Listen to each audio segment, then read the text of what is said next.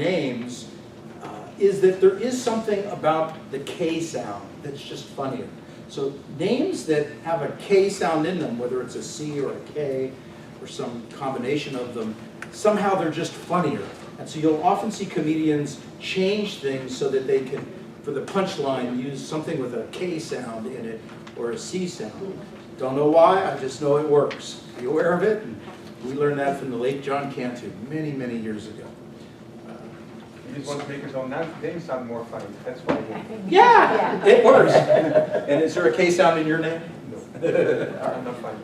But your middle initial could be K. No. But it reminds me of the old joke.